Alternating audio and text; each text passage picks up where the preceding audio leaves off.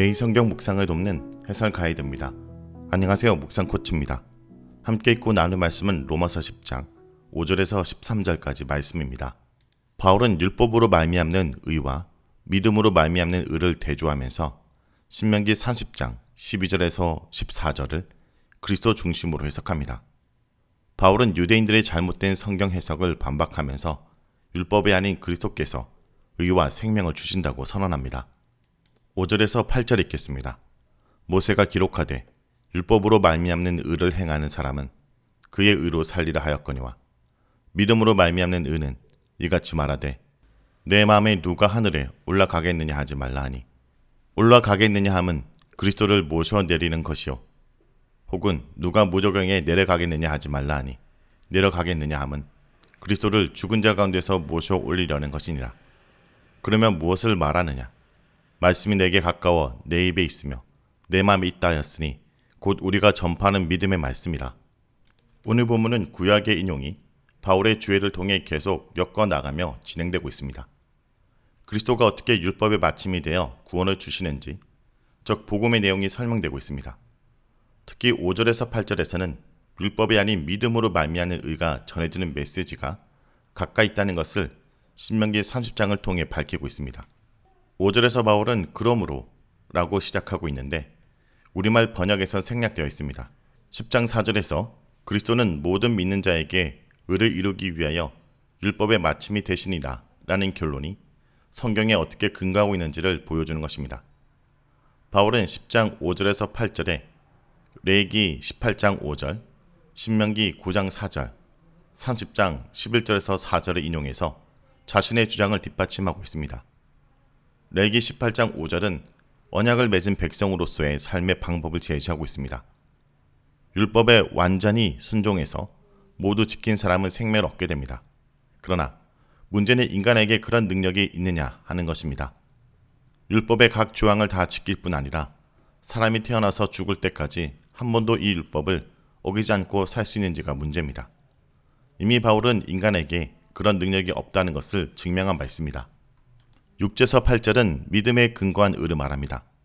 이 9절에서 바울은 신명기 30장 12절에서 14절을 인용하며 자신의 해석을 덧붙이고 있습니다. 바울은 신명기의 이 구절들이 의에 대해 증거하는 것으로 해석하고 있습니다. 인간이 할 수 없는 것들을 그리스도가 그의 죽음과 부활을 통해 대신해 주셨다고 본 것입니다. 인간은 스스로 율법을 지킬 수 없기 때문에 믿음에 의해서만 하나님의 의를 이룰 수 있습니다. 이제 바울은 믿음으로 말미암는 의가 직접 말하는 형식으로 그 점을 설명하고 있습니다. 여기서 의인법을 사용해 의가 직접 말하는 형식을 취하고 있습니다. 바울이 의도하는 것은 이것입니다. 그가 인용하는 신명기 9장 4절과 30장 11절에서 14절의 토로의 한 부분입니다. 바울은 율법이 직접 말하게 하는 수사적 기법을 사용하여 이것이 단순히 자기의 주장이 아니라 하나님 말씀이 직접 말하는 것으로 보여주고 있는 것입니다. 바울은 신명기 9장 4절과 30장 11절에서 14절을 통합하고 자신의 해석을 곁들여 어떻게 믿음으로 말미암는 의만이 인간이 구원을 얻을 수 있는 길인지를 설명하고 있습니다. 그가 인용한 신명기 30장 11절에서 14절 가운데 핵심은 로마서 10장 8절에 인용된 신명기 13장 14절 말씀입니다. 하나님의 말씀은 내게 가까이 있다. 내 입에 있고 내 마음에 있다. 하나님의 계명을 지키는 것이 너무 어렵고 멀리인 것이 아님을 강조하는 내용입니다. 이스라엘의 생명과 번영 또는 죽음과 파멸 중 어떤 것을 선택해야 할지는 분명합니다. 내가 오늘 너희에게 명하는 대로 너희가 주 너희 하나님을 사랑하고 그의 길을 따라가며 그의 명령과 규례와 법도를 지키면 너희가 잘되고 번성할 것이다.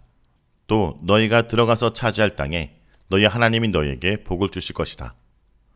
바울이 이곳에서 선포하는 것은 신명기 30장에서 말하고 있는 것과 앞으로 일어날 모든 일이 예수 그리스도 안에서 성취되었다는 것입니다. 모세를 통해 하나님이 말씀해 놓으신 모든 복, 생명과 번영은 이제 예수로 인해 매우 가까이 왔고 입에 있고 마음에 있다는 것입니다. 그러나 이스라엘은 그것을 알아차리지 못하고 자신의 인종적 특권을 의지하고 자신들의 의로 율법을 추구하여 그것을 이루려고 했지만 이루지 못한 것입니다.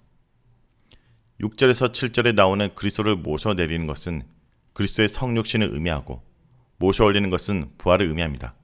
즉 그리스도의 삶과 사역, 죽음과 부활을 포괄적으로 제시하는 표현입니다. 그래서 8절에서 바울이 선포하는 믿음의 말씀은 그리스도의 신실함에 관한 말씀이며 이 말씀이 너무나 가까이 와 있음을 신명기 30장 14절을 통해 말하고 있는 것입니다.